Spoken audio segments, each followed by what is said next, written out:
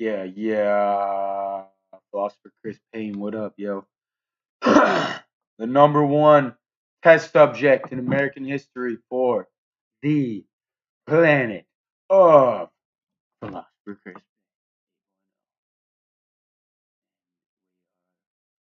What up, yo? Yeah. Yeah. Live stream? Okay. Tesla.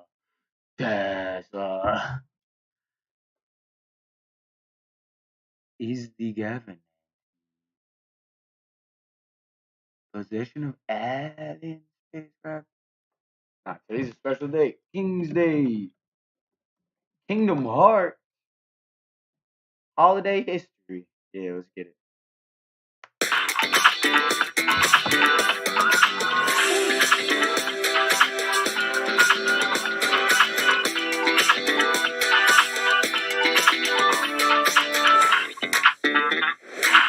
Young Samosa.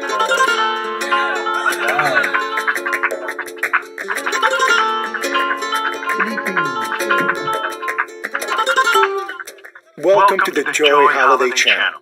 Now this is interesting. Here's a hidden holiday that you've probably known about most of your life without realizing it. It's called Three Kings Day, and if you look closely, you'll see that clues have been hidden for centuries in plain sight, not only in familiar traditions connected with Christmas, but also in popular songs and imagery. Three Kings Day, also known as the Feast of the Epiphany, is traditionally celebrated on January 6th. Although Three Kings Day, or Dia de los Reyes, is celebrated mostly in Spain and Latin America, parts of it also show up in the practices of Eastern and Greek Orthodox churches, and celebrations can be found all across Europe as well.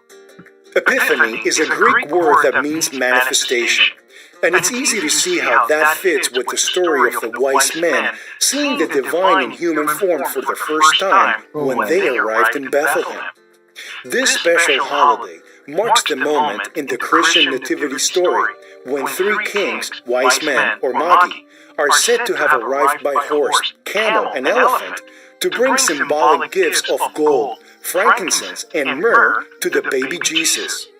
In the Christian Bible, the names of the three kings are Melchior, Caspar, and Balthasar, and it's believed that they're meant to represent Europe, Arabia, and Africa. Imagine the courage and vision it would have taken for leaders from different parts of the world to carry precious gifts on such a long and dangerous journey to honor a newborn baby. In close similarity to the origin story of Christmas stockings and the generosity of St. Nicholas, who, by the way, was a real person in the 4th century, Latin American children will leave their shoe outside their doors to receive gifts that symbolize the original offerings from the visiting kings. It's also traditional to leave gifts of straw or salt out to feed and comfort the animals that the kings rode on during their long journey to deliver gifts. Isn't it interesting how closely this resembles the holiday tradition of leaving milk and cookies or other treats out for Santa Claus on Christmas Eve? The holidays are a wonderful way to discover how alike we really are, no matter how our global cultures may differ on the surface. One of the most popular Three Kings Day traditions around the world is the symbolic king cake. And many countries have their own unique recipe and representation style for this delicious treat. The nearly endless varieties are as much a feast for the eyes as they are for the taste buds. The cake is usually baked to resemble a beautifully decorated crown, with jewels of fruits and nuts, and often has a small clay doll baked inside. In England, a bean is baked inside the cake instead of the clay figure, and whoever finds the bean is king for a day. If you think about it, you'll realize that the three kings are nearly always present in live and painted nativity scenes, on the covers of Christmas books and greeting cards, and even with cotton ball beards in just about every bathrobe holiday pageant you've ever seen, or starred in yourself. The wise men appear in traditional holiday songs like We Three Kings and As With Gladness Men of Old. And they're even pointed to their absence in The Given Dilemma of the Little Drummer Boy. Here are a few other fun facts about Three Kings Day. Also known as the 12th day of Christmas, or 12th night. It happens to land right at the beginning of the season of Carnival, which is the global and diverse pleasure fest leading to the sacrificial days of Lent. In Germany, many people keep their Christmas trees up until January 6th, and celebrants dressed as kings, especially children, go door to door collecting donations for charity. Often, they'll also receive a sweet treat for themselves as they depart for the next house. In Mexico City, they're famous for a loaf of Three Kings bread that's a mile long and feeds thousands of visitors. Even Disney's California Adventure Amusement Park has added a popular Three Kings celebration to its annual event calendar. There are countless creative ways to celebrate Three Kings Day at home. Invite your children to create custom crowns with crayons and construction paper. If they're old enough to help out in the kitchen, involve them in picking out a king cake recipe you can customize with your own family decorating style. Read one of the beautiful children's books about the visit of the Magi, and then create a giving experience for them where they can bestow their own kingly generosity on someone in need. However you personalize this holiday, Three Kings Day can be a delightful opportunity to add meaning to the Christmas season and make the magic last just a little longer. That's the story on the Three Kings Day celebration. We're all about joy, happiness, and holidays. To keep up with all the best holiday ideas and fun histories, hit the subscribe button here on YouTube and follow us on Twitter at JoyHChannel. Holy fuck, dude. Tim McDonald? But maybe you don't know what to do No, with you it. can't be doing that, man. First things first, you need a Go website. Daddy, what? A website. Oh no, dude. No, man. This is insane, dude. Still. Ah, cringe.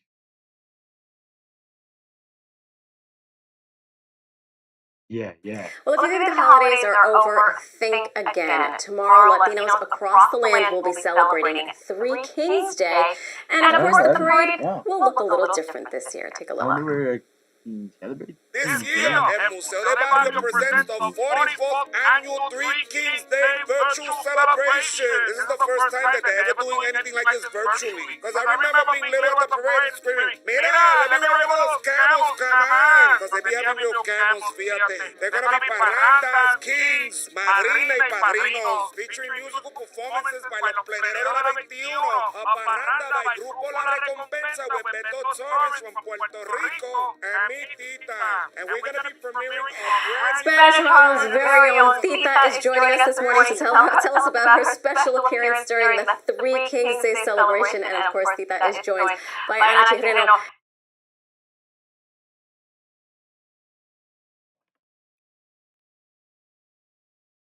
I apologize. This is some serious stuff. No, I'm talking about it. Like, thrown out the window. Throwing out the window. Gone.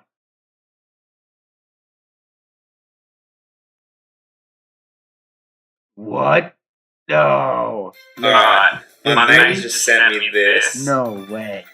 The caption dead content. Fact. Even the Best Buy makers can't light it. Kind of like Lane Guerin, except his intro is the most fire For what? ever. There's no way. He's lit a fire on the water! And then he put the shark on it! Oh, what? Oh, you got the soft intro.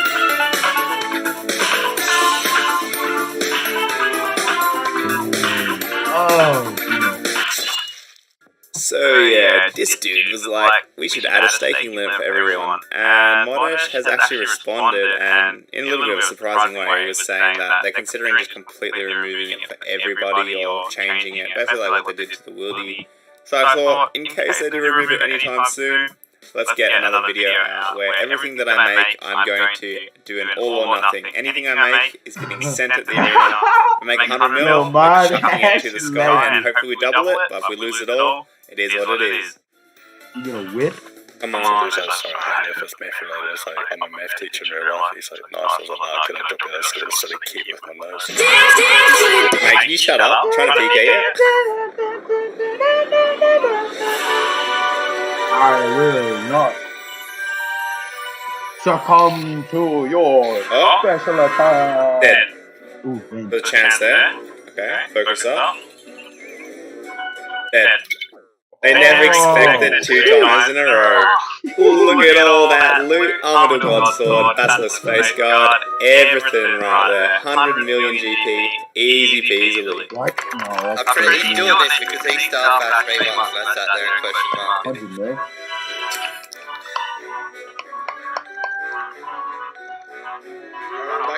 Okay, 100 mil. Question mark. Is that what? Oh. Oh my god. He got lit videos in the intro. Like, boom, boom, boom, boom, boom. Is this really what he looks like? What is his gear you're wearing? Risking what? Jesus I don't Christ. think I've ever Is that seen anymore? him physically. Theoatric. When you're searching for a home and you find a listing you love, Zillow makes it easy to take the grand tour, And I haven't played since take a tour online, so. or make an appointment to see it in person. What's going on, guys? My name's Theoatrix, and Jagex started off 2021 with a huge game update. Soul Wars was officially released today, so if you remember, you can head over to the yellow portal in Edgeville to join the hundreds of players reliving 2009. RuneScape as a franchise turned 20 years old a few days ago, and in celebration, there's a 20th birthday event in-game, where you take a gnome child around Lumbridge to collect artifacts from RuneScape's history. At the end of the event, you can access a realm containing some very old and nostalgic content, with the old graphics and some old NPCs that we haven't seen in years. You also get some really nice cosmetic rewards for completing the event, but I'll talk about those soon. Also today, the Trailblazer League officially ended, and in the final hour, players gathered on World 565 for a bit of a celebration around Mr. Lin. Players dropped all of their high-tier items as well, and Jagex moderators came along and turned into random NPCs for a bit of fun. Now that the league's over, the League Reward Shop opened up in Lumbridge in the main game, and here you can spend the League points that you earned on a variety of cosmetic items, which includes the rewards from the previous league. With the Trailblazer League, there's the Relic Hunter sets up to tier 3. There's the Trailblazer Teleport Scroll, which changes your home teleport animation to the same one as the Trailblazer League. There's the Trailblazer Rug and Globe, and you can put these in the new League Trophy room inside your player-owned house. Within the room, you can also build on a range of new hotspots. There's a banner stand, outfit stand, trophy pedestal, accomplishment scroll, and a trophy storage cabinet. There's also the tool ornament kit that you can use on Dragon tools to give them a Trailblazer look. And lastly, there's the Still driving the old model, huh? Yeah, I've been looking, but I just need someone to tell me what a good price.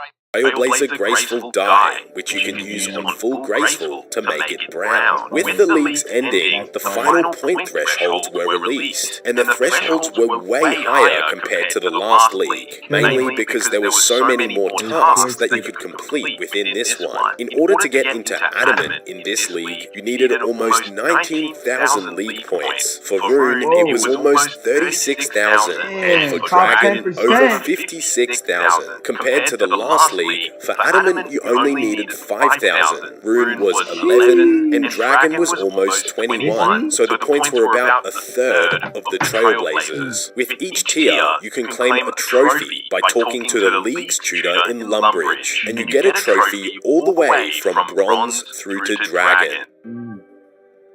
RuneScape Classic was released to the public on the 4th of January 2001, meaning RuneScape came out 20 years ago now. Before then, RuneScape was called Devious Mud, and that came out in 1999, but it rebranded and upgraded on the 4th of January 20 years ago. In celebration, there's banners all around Lumbridge with fireworks that you can light up near the castle. As I mentioned at the start, there's a 20th birthday event that involves taking a gnome child around Lumbridge. To get started on the event, you need to make your way to the top floor of the Wizard's Tower and speak to Wizard Greyzag, and in total, it takes around 10 minutes to complete the event. I won't show you how to do it so you can experience it for yourself, and also the ordering for the event is different for everyone, but it mainly involves running around to various NPCs and collecting some items for the gnome child that's following you. I recommend taking a stamina potion, since there is a lot of running involved, and once you complete the event, you receive the 20th anniversary outfit, which I think is some pretty serious fashion scape. Especially the cape looks really nice. You also get the terrifying gnome child mask,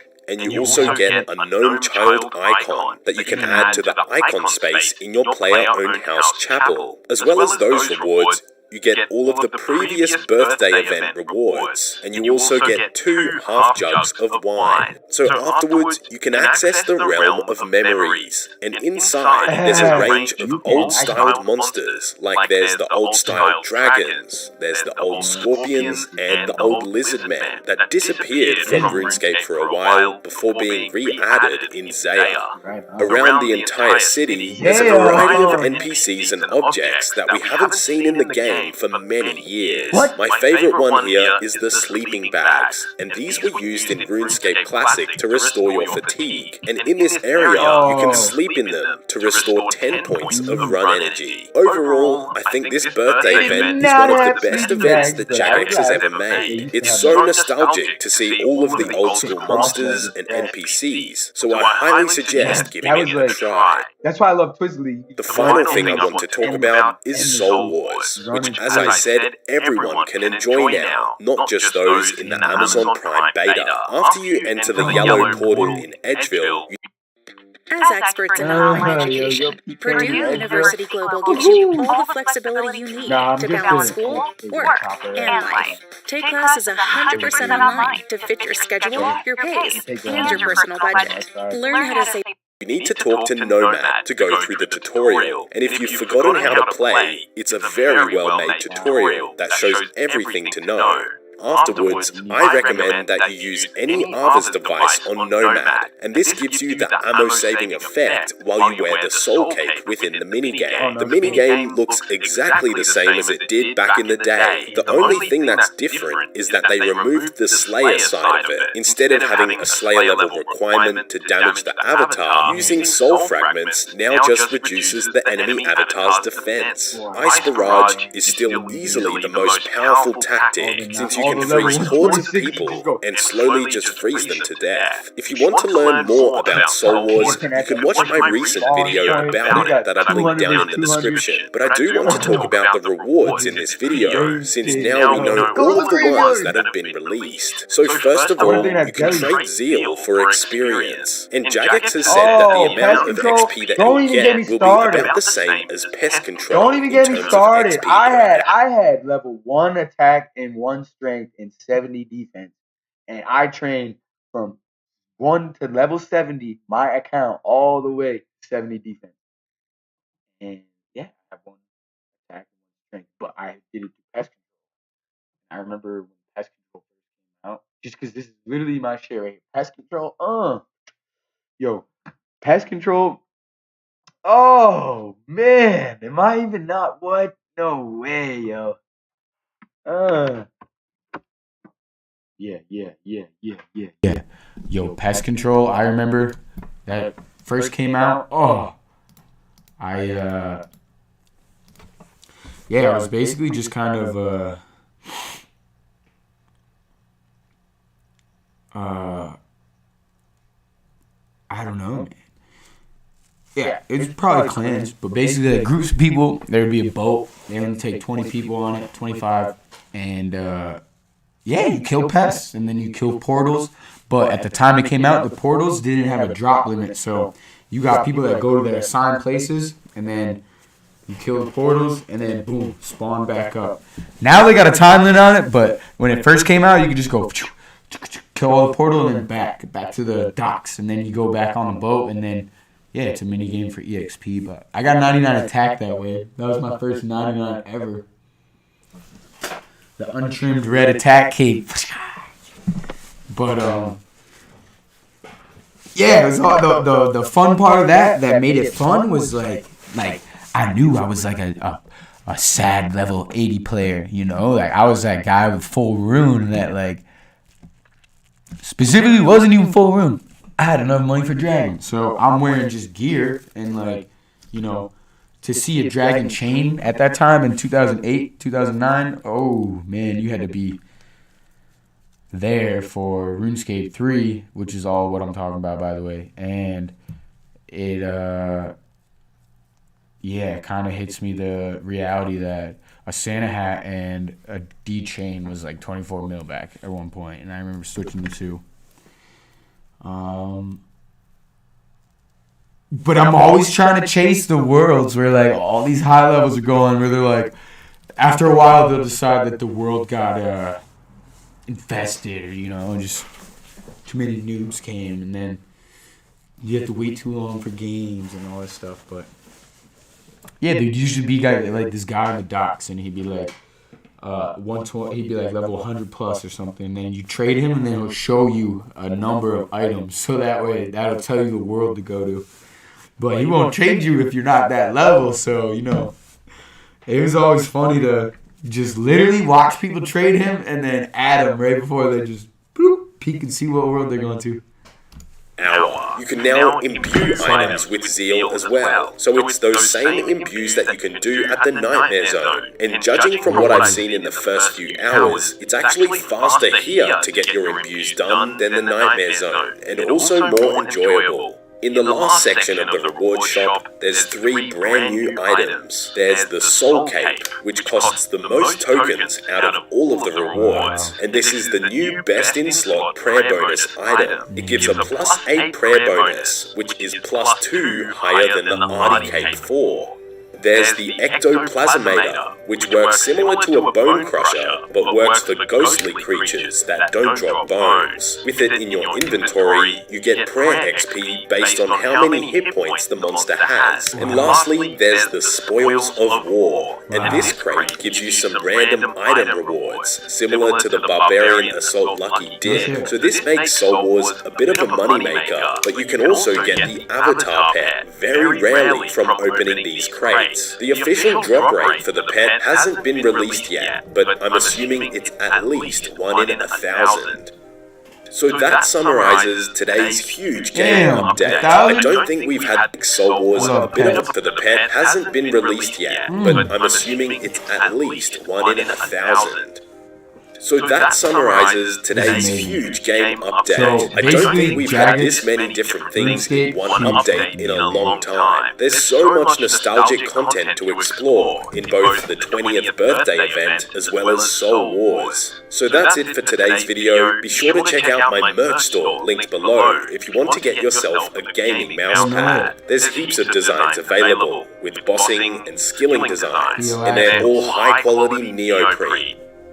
If you enjoy these game update videos, be sure to leave a like and subscribe if you want to stay up to date with Old School. Thanks for watching, and have a nice day. Theoatrix.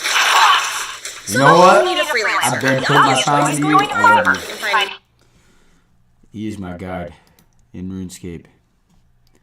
Okay, let's get it. Let's get it. Odebark, let's get it. Let's get it. Yeah. Okay, what up, bro? What up?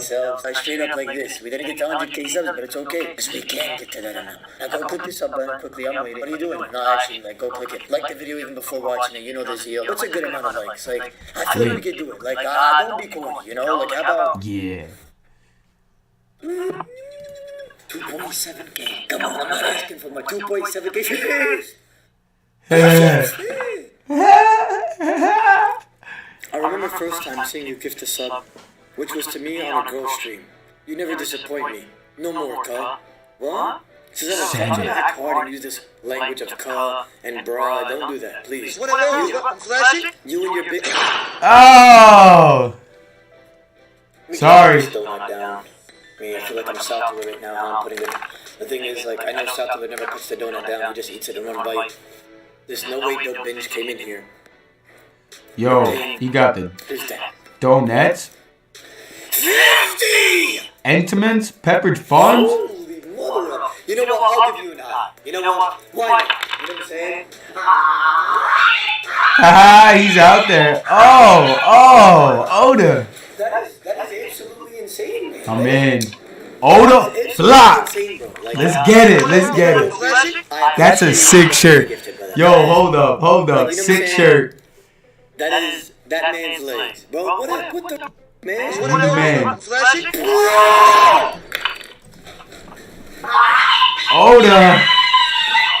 Oda block.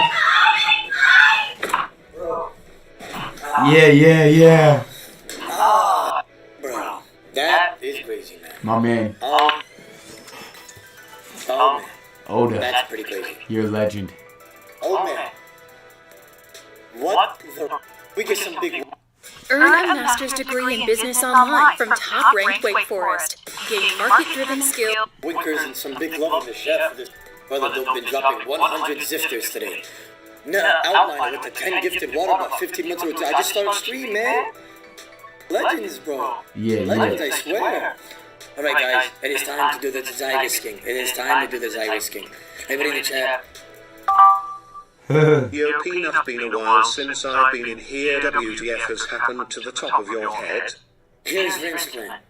If O says yeah, Uzi, give me a sub-Zeddy. No, Uzi did not get. Uzi did not be the gift. Nah. Like, Uzi, you are in debt. You are in debt in real life right now. I will be giving his ads crazy offer right now. YouTube Battleroid. Sapin, hello Haptic, how you doing? Everybody in the chat, that's what's gonna happen right now. Answer. I'm answering. Hello, Oda, you have this. I'm gonna go ahead and say the deal for you.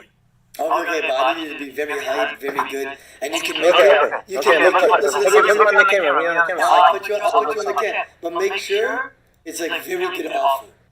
All right, You guys are gonna be going crazy. Paul Glees, Paul Weirs, Paul Hughes, Paul again. Paul. Who's this? Oh my FP. Oh my FP. Oh my FP. It's gotta be crazy. Oh my FP. Watch this. Who should I? 75 Miller. Okay. And O's gonna bring a T-ball on Lyson in the next. No shit. Send it. No, Send it. Allegiant and Timo. Oh. Raking it. he said What's a Tebow? Tebow, Ellie, and Max Cash versus how much more? 75 mil. 75 mil. Let's get it. 85 Smithing? Hell no. Listen, right now, Hell no. 75 mil versus almost for 4.5 zillion. What 5 zillion? Let's go. Yeah. Oh man. How you doing, brother? Hello, Hack. How you doing? He's sending it. This guy in the chat just wrote, Fight Like is getting chopped off the next day. Yay! Oh yeah. Buy a Lambo, then cheap ass. I definitely cannot afford a Lambo. If I could afford a Lambo, I would not buy it anyways, but I definitely cannot afford a Lambo. Do you know what Lambo you want? I can't even afford a Lamborghini. I can't even afford a Ferrari. I Zamboni? can't even afford a Zexus. You know what a Zexus is? The Z coordinate for the Lexus. Over here, over there. I'm related. They said the word is square. I'm looking at you now. Well, I should get. I don't care. Oda. Venge. It's something that Watch out. It's mad rare. You could put me in my ass. You could go ahead and tear. Hey. I do not share. I be sucking. A few months ago, I was promoted to a managerial role. When it happened, I wasn't ready for the challenge, but I quickly discovered leading a team A and getting more. manette. I'm gonna keep sucking till we stop. Me right in the ass. Like you're cutting grass. Oh, DH. Oh, whoa. It's gonna be in the YouTube video and I was being Kappa Pride. Snap. You just hit him with the heavies. Say that. Ballsy. Serphelm.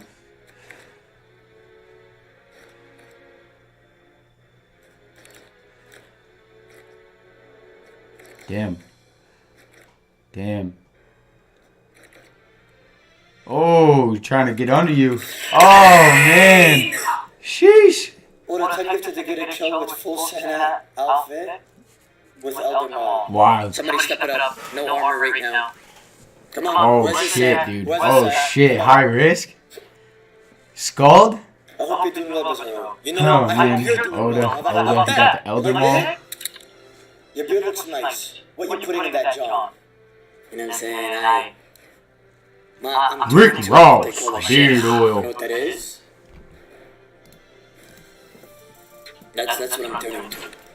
Somebody come just fight me, no arm, get a OGS. We visit Oh, no. DJ Khaled. Mises, Zio. Rich. By Rick Ross. Shit! I think my Gmail will be better, man. That's sad. Thingies, OBS. 777, hit me again, maybe it's another 7. 777s, go. What is he doing? Maybe his next hit is a 7. He really out here. Maybe my next hit is a 7. What's that guy doing? He's got He's DH? an A. Or what kind of hairstyle you gonna do later? You know, brother. Oda.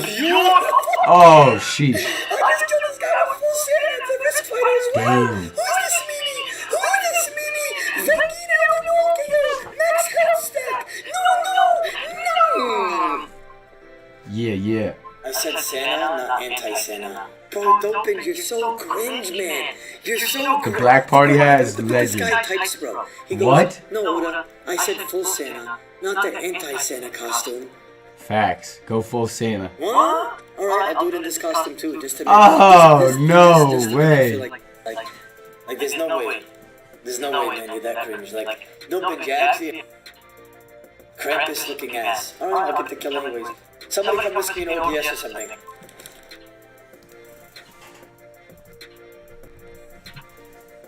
What's a crumb? Nope. Wrong question.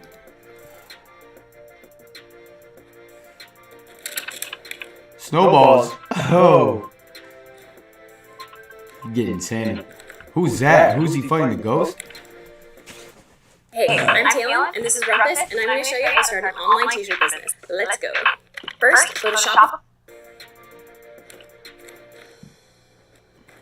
He's gonna die in 3 seconds. 1, 2, 3. He's dead the next hit. Wait for it. They're dead me. Oh. Like a 40 whip. People hand. 40 whip.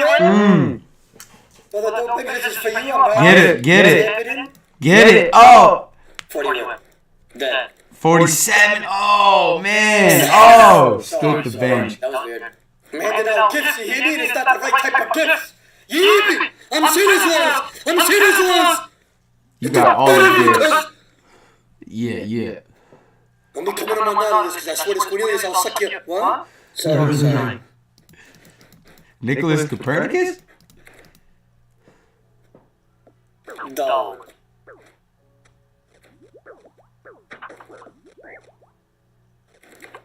Hey, I want to look at the last donor. Hello, Click. How you doing, sexy? undefeated.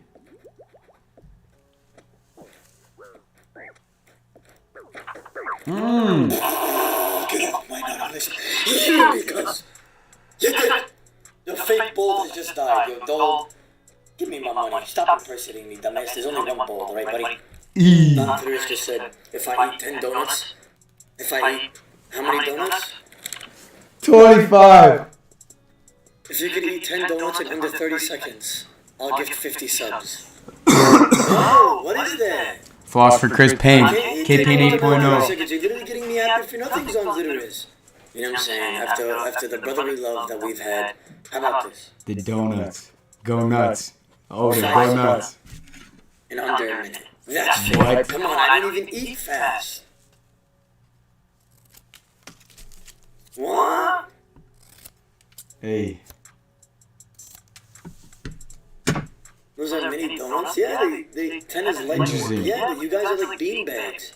I'm like the cinnamon stick off of Apple Jacks. As soon as I start, I eat this donut. Apple Jacks. Bring it back. Fruity Loops versus Apple Jack. Oh man, I'm scared. Hold up. I feel like my stomach is gonna have diarrhea.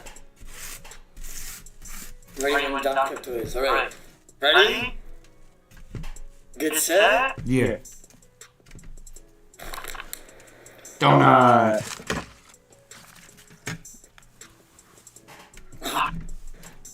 Oh, Physics. no, I'm scared, bro. Ready, set, go. Oh, you got donut. You have one bit. Your spring collection became the hottest thing when Fiverr freelancers made a market. Twitching. Okay. 10. 10, huh?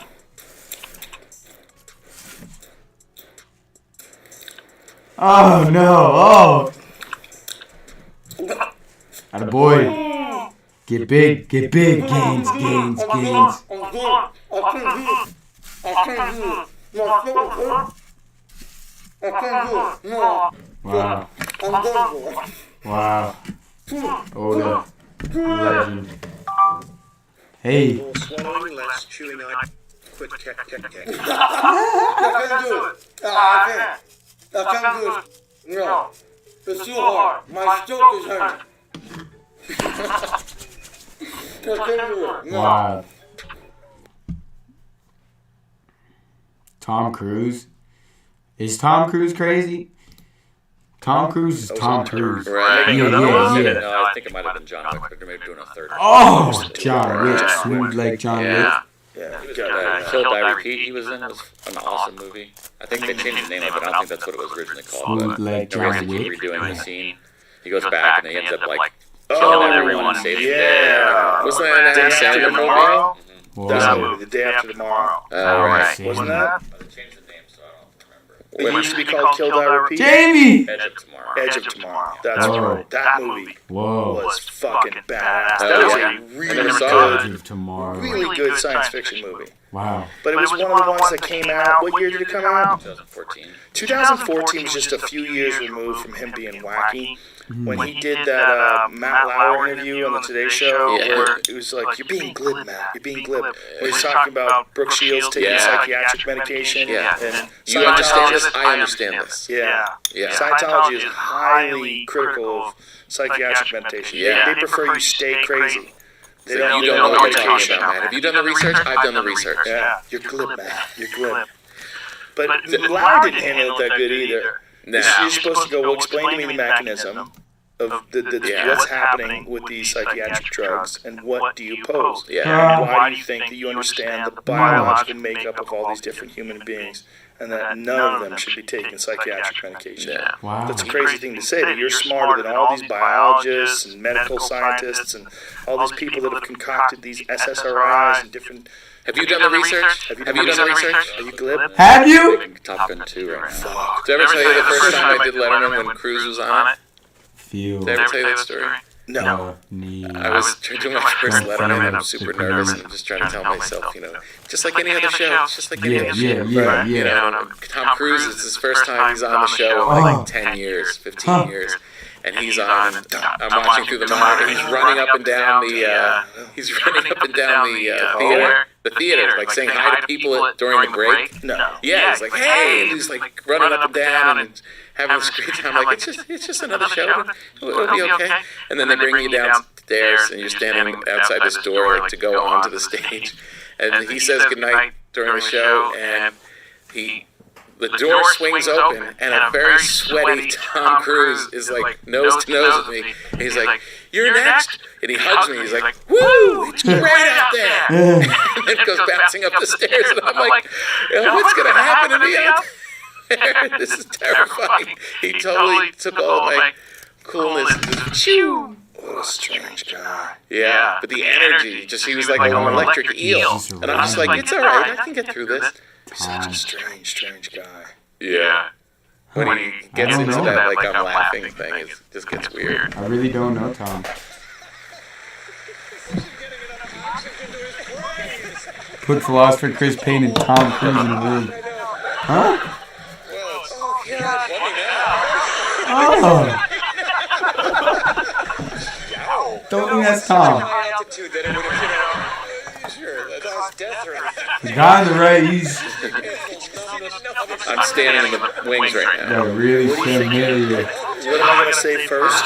Yeah, What do you think of those things? Those things are such a weird set. How's my tie? How's my tie? Right. What's my first line? What am I going to say? Do I go out casual? Yeah, There's a heated interview from Matt Lauer. Play that. Matt It's right Lauer. there. It's coming up next. There it is. Here's Matt. Matt full of hair. Yeah, look at that. He's got all that hair. 2014. Wow. Look at him, handsome bastard. Yeah. Radio play was my first exposure to this story. Dum, dum, dum, This is dum. not just an alien movie. The story breaks down on a lot of different levels, and in one of They the look pissed at each other already. Yeah. not the best father in the world. When we were working on the story originally 3 years ago, Steve and I came up with this idea of making it about a family. It's okay. That was a good movie. It's okay. I loved that movie. Yeah, me too. Okay, you go ahead. While you're outside. That real sense of, like, where we're going to go. Well, that's what I think it would probably be like if we did get invaded, too. There'd be robots like that. Yeah. Hmm. That'll be cool. Here, play some of that. Tom Cruise and the robots. Before I was a Scientologist, I never agreed with psychiatry. And then when I started studying the history of psychiatry, I started realizing more and more why I didn't agree with psychiatry. And as far as the Brooke Shields thing is, look, you don't understand. I really care about Brooke Shields. Huh. Who's Brooke Shields? Wonderful and talented woman. And I want to see her do well. And I know that psychiatry is a pseudoscience. But Tom, if she said that this particular thing helped her feel better, whether it was the antidepressant or going to a counselor or a psychiatrist, isn't that enough? Matt, you have to understand this. Here we are today, where I talk out against drugs and psychiatric abuses of electric shocking people, okay, against their will, of drugging children with them not knowing the effects of these drugs. Do you know what Adderall is? Do you know Ritalin? Do you know now that Ritalin is a street drug? Do you understand that? The difference is, this was not against her will, though. Matt, this wasn't against her question. Matt, I'm asking you a question. I understand there's abuse of all of these things. No, you see, here's the problem. You don't know the history of psychiatry. I do. Aren't there examples, and might not Brooke Shields be an example of someone who benefited from one of those drugs? All it does is mask the problem, Matt. And if you understand the history of it, it masks the problem. That's what it does. He is pretty aggressive on that. Yeah. Like, he You're not getting to the Larry wasn't being shitty. He's just no like, such thing. he's just like, intense. Meanwhile, he's right about a lot of it. He's definitely right about Adderall and Ritalin, that some people abuse it. But abuse, just because someone abuses it, doesn't mean it doesn't have uses. You know, it doesn't, I've met people that are on Adderall, and they say they need it.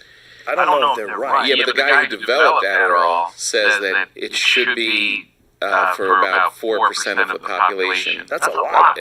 Like 4 people out of 100, and in a it's room full of 100 people, 4 of them cranked out. and doctors are cranking it out like 30% of like the patients they see. Yeah, it's like super high. The guy who made it said it's being abused. Well, I'm sure it is. And amongst Have you journalists. done the research, Joe? Have you done the research? Well, I know, I understand about it. I understand it. I understand psychiatry. But he's right about little kids and Ritalin, and I had a neighbor, they drugged their kid up with fucking Ritalin. It was weird. There was nothing wrong with the kid. He just had energy. And the parents were working all the time, they just didn't want to deal with it. They put the kid on Ritalin. It's terrible. They were bad parents. That's terrible. I was watching it happen. I was like, whoa. And then they zoned the kid out. They got him on some shit, and he was just like a weird little zombie kid after that. Oh man, Say hi, was like, hi. Oh my god, that's terrible. He could have been an artist. He could have been something great. Right, that's the Then thing. it takes away from him. You put a kid in a classroom and you make him listen to boring shit all day. Yeah. And they don't want to do it. You think, well, there's something wrong with this child. Yeah.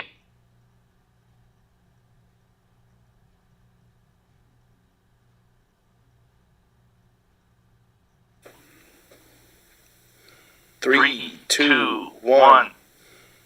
Boom, and we're live. What's happening, Joe? What's up, Mike? Tom Segura's in the house What's for up, a few man? minutes here, too. Yeah, Stand man. by to say hi. I can't believe you've never had a cup of coffee. Never. You want some? No. That might be the most outrageous thing about you, is that you've never had coffee. Your whole life, Never had coffee. No. Did you just... Tea, never coffee. No one ever offered you a cup of coffee? No. You never went to Starbucks? Never for tea or some donuts. Wow. What about like That's when when I was in getting rehab, it was at Starbucks because the meeting's right outside of Starbucks. You always hang out at Starbucks. Right. But never for coffee. You didn't want to try it? Never. that is that? How about like girlfriends, wives? Like none of them ever like drank coffee at home. I'm sure they have, but I never really. My wife drinks it. And you just nothing. No. Nothing. No. Well, I'm so all the addicted to stuff I did, coffee. all the drugs I did, you think coffee would be nothing. yeah. That's what I'm saying. Yeah. That's what I'm saying. Like, it doesn't make any sense. When did you first try any drugs? Kid, 10 When you were years a old, kid? 9 years old. What kind of shit? Smoking and drinking. Right. Then as I got older, I tried acid. How old were you when you first tried I was acid? 11. Wow. Yeah, really young. Jesus, man. Wow, that's really young. Wow. But when you were the champ, when you were in your prime, like when you beat Trevor Burbank, were you doing anything back then? Just drinking a lot. Drinking a lot, really? Yeah. That's amazing. Would you go clean for camp or like Just for camp. Yeah. just for camp? Just for camp. Yeah, but outside, like once fight's over, it's yeah. I'm an Wow, animal, yeah. You were the first guy that I ever used as an example of to break that old myth that you can't have sex before fights. And I was like, well, that's out the window. For sure. Because you would talk about it all the time. You'd be like, yeah. Yeah, pretty much, yeah. Your logic made sense, too. You're like, I don't want to think about it. I don't want to be thinking about sex. I'll just get it out of the way. Yeah, and it's over with. You don't have to do it. You have you refuel for the next 6 weeks and just go with your fight. Do you think that was a myth, that it made you weak? Yeah, I think it's a myth. Yeah, it doesn't seem to make sense. It seems odd, yeah. And then like whenever there's That the would Olympics, inspire you more so than to disintegrate you. Yeah. I would think. they said that the Olympic, where the athletes stay, is just like fuck fest. Of They're course. just I think animals. so. Yeah. Yeah. They have the boys and the girls in the same vicinity. Yeah. Also, probably want to alleviate some anxiety. Anxiety, Freaking out. You're at the Olympics. You're 18 years old. and everyone's in amazing shape. Yeah. Stressed out. Yeah. When you were first coming up, and when you were first, when you were Kid Dynamite on Sports Illustrated, I'll never forget that, man. That was your era from like, the 80s, the late 80s. That era, like, it was a big part of my youth. You being the champ was like, it was a change of things. Because when Larry Holmes was the champ, as a boxing fan, I loved Larry Holmes. Like, there's that cover. You were 19 years old, right? When Larry Holmes was the champ, as a boxing fan, Well, you still got that stuff, man? you can still get those. Yeah. Sports Illustrated. It's the internet. You can find it on the internet. It's on the internet. Oh, Mike! What up, Mike? Oh! Sports Illustrated. But when Larry Holmes was a champ, as a boxing fan, I appreciated him. I knew he was a great fighter. We'd get together with friends and watch like the Michael Spinks fight with Larry Holmes. Yeah. When Spinks beat him for the title, it was a big deal. But it wasn't a big deal culturally. Yeah. People didn't care as much. They got But then you sick came around. editions. And when you came around, all of a sudden, everybody's watching heavyweight boxing. If heavyweight boxing wasn't boring again, it was the most crazy, exciting thing in sports. When your fights would go on, it would be about, should I pay for this? Because how long is this going to last? But that never Yeah, that's happened. really weird. People tell me about the time we all shit down there trying to fight on this over with. I never think about it like that, Sometimes, when it comes to my realization of the situation. I forget that I'm that guy. I forget that I trained that hard and I became a fighter and stuff. Yeah, that's what I was going to ask you. No Like, shit. does it seem like a dream? Yeah, pretty much like a blur. Wow. Because I couldn't imagine what it would be like to be 19 years old, 20 years old, to be that fucking famous. It was a trip. Who can handle that? Can anybody handle that? It was my But man. it was just It's still a trip.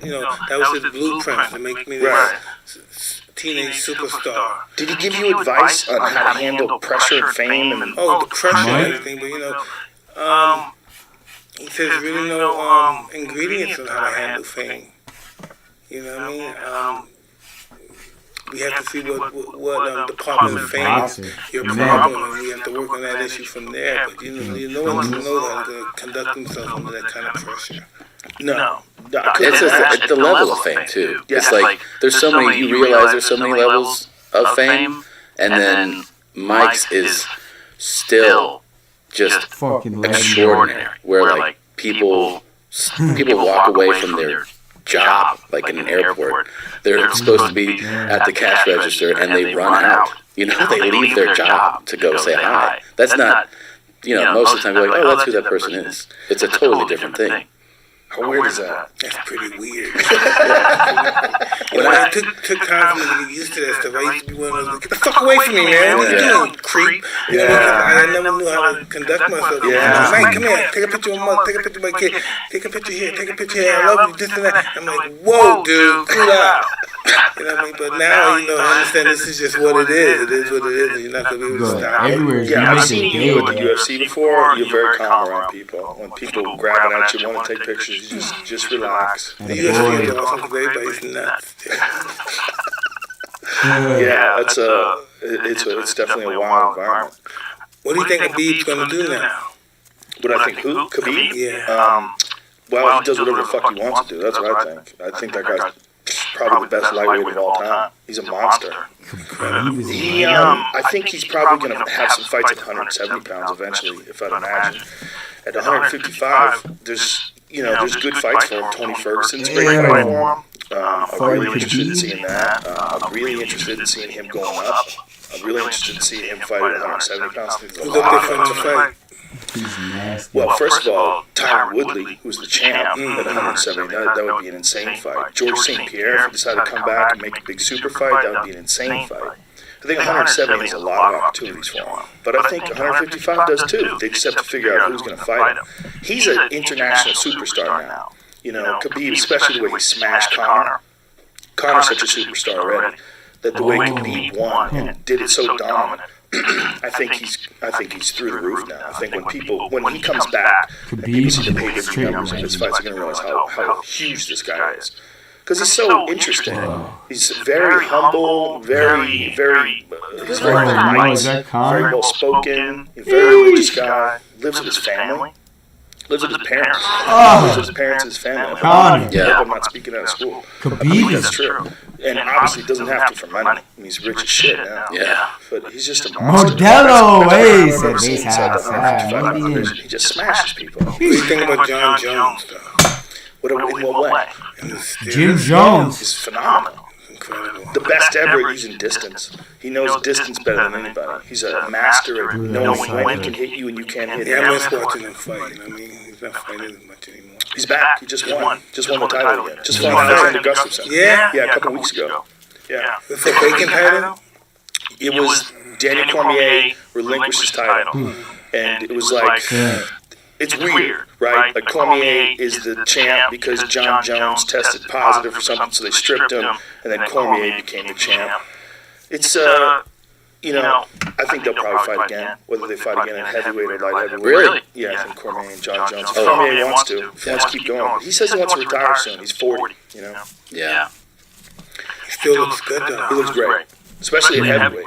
At heavyweight, he doesn't have to cut weight. He's got so much strength and just so agile. He's such an unbelievable wrestler too. I mean, his wrestling skill, his skill level and understanding of wrestling is so high, so above most people. Anybody fight outside of John Jones, he dominates. Yeah. That's how good John is. John's that good. He's that good. I mean, it just sucks that he's had so many controversies in his life, but I'm hoping puts all that shit behind him. Have you ever spoken with him about that? Yeah, it's none about his personal life, and we met before and talked. But you're a guy who's gone. I mean, when you went through legal problems yourself, you overcame. You came out of the end. I think a guy like him could benefit a lot from yeah, but you know, so it's just so difficult and it's so unfortunate that he has to go through something like that. You know? Do you think so? Yes, it's really unfortunate. You know, because sometimes people they don't survive situations like that because they're so wild and they're having a good time too much and they're partying and they're the champ. It has to come to an end. That stuff. If you don't bring it to an end, it's gonna come to its own end. It might not like that way it ends. Yeah. So you think for a guy like him, maybe getting in trouble was a good thing? If only you learn from experiences like that, you know? I was just a wild guy. I was really a wild guy. You know, I look at myself now and say to myself, when I spent all those trips in those psych wards and stuff, I said, what was that all about? What was wrong with me back then? You know? Yeah. And I was really disturbed back then. But you're somebody who got to the point where you got, like, it's really fascinating, because I know, you're a public figure, so, I've been able to watch you my whole life. You went through all that stuff, and then you got to this point where you are very self-reflective, and you are able to comment on it. I don't think most people, regardless of whether they're famous or not, still don't get to that point where they're able to look back and examine who they were and doing wild shit and with ruthless honesty. Yeah, that's what's so great. great. You have to reflect on yourself to discover who you really are. Yeah. When you're 20 years old and all of a sudden you're the heavyweight champion of the world, just a few years ago you were poor, and now all of a sudden you're the king of the world. That's really crazy. You know, so young, it's really crazy. I was unable to handle it. I wasn't expecting that. That was a real sucker punch right there. That's a real sucker punch right there. Yeah, let's get it, Mike. Charlie Murphy told us a story, and it's animated. It's on YouTube now, of you and him coming over your house in a limousine, and you had was it a lion or a tiger? Tiger. He must have a lion because he had the tiger. Dude, it is one of the craziest fucking stories. I always, so for people that know, I got to hang out with you at one of my shows once, and it was great. I had the best time talking about everything. What made you think you could get a tiger? Like, how did that even happen? Hey, I'm in prison at the time. So I'm in prison. I'm talking to my car dealer at the time, and he has some cars that belong to a friend of mine that's both a friend of ours, and he's discussing if he doesn't pay for these cars, I'm going to sell these cars to somebody and get some horses and stuff. I said, what, you need horses? You trade horses in for cars? Because I had a lot of cars, so I said, I'll probably get some horses too. And he said, yeah, man, you get cougars, lions, tigers. I know this guy got exotic. I said, you do? Can you give me some tigers? He said, yeah, and the guy told me, and the guy said, man, imagine how cool that be, because I had a bunch of fancy cars. Imagine that man, you be in an Aston Martin or a Ferrari, you have a tiger right next to you, man. I'm saying to myself, wow, that would be cool, right? I said, yeah, get me some cubs, man. And then when I came home, I had those cubs right there waiting for me. So you raised them as cubs? Yeah. That's how you were, because I would see footage of you, like, fucking smacking them around and jumping on one of your tigers, and I was like, holy shit. I had to listen to their babies, their mothers, their babies. Now, it never gets, this is a crazy picture, you in your underwear with a tiger on a chain. That is one of the, that's right there. That's you at a peak crazy. Yeah, insane. Yeah. What was going through my mind? I don't know what made me think about. My friend said, Mike, you can get some awesome animals. And I said, really? Are you serious? I said, yeah, I'm going to get some horses. Everybody does it, though. Those are one of the things. Yo, Michael Jackson had a giraffe. Who do you know with a giraffe? He got a fucking Who do zoo. you know with a giraffe? Crazy zoo. They all do it. Once you get like that rich, you're like, just get some animals. And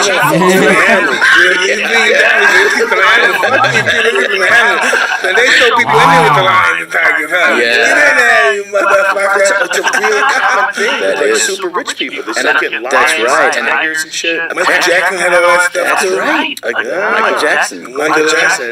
He have to have like a zoo in his backyard. That's true. But he Yeah. had weird shit, like weird birds.